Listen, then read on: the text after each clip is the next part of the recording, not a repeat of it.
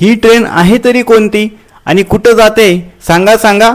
थांबा मीच सांगतो. नेहमीप्रमाणे ऐनवेळी प्लॅन करून आणि कसं बसं आवरून आम्ही आलो आहेत माथेरानला. पोहोचल्या आधी सात्विक फळांनी पोटपूजा केली.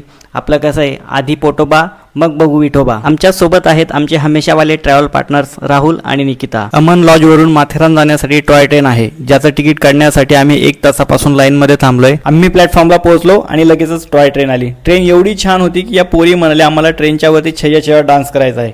म्हटलं भाई मी छैया छैया गाणं म्हणतो, तुम्ही मनातल्या मनात डान्स करा.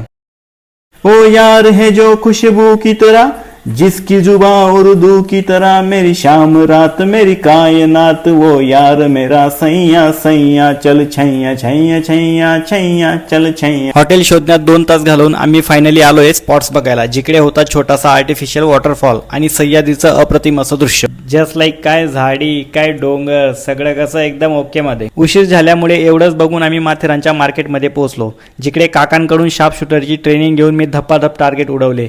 मग राहुल म्हणे हम किसी से कम नाही डिचक्या. रिसॉर्टला परत आलो तर तिथे डिस्को सुरू होता. मग काय खूप जमेगा रम जब मिल बैठेंगे 4 यार. आम्ही चौघांनी मिळून धमाल डान्स केला. डिच्चिक डिच्चिक डिच्चिक. दुसऱ्या दिवशी सकाळी मी आणि राहुल फिरायला निघालो तर मागून पोरी म्हणे हमला. आम्ही असताना तुम्ही दोघं असं शांततेत फिरू कसं शकतात. म्हटलं चला तर मग तुम्हाला पाळण्यात बसवतो.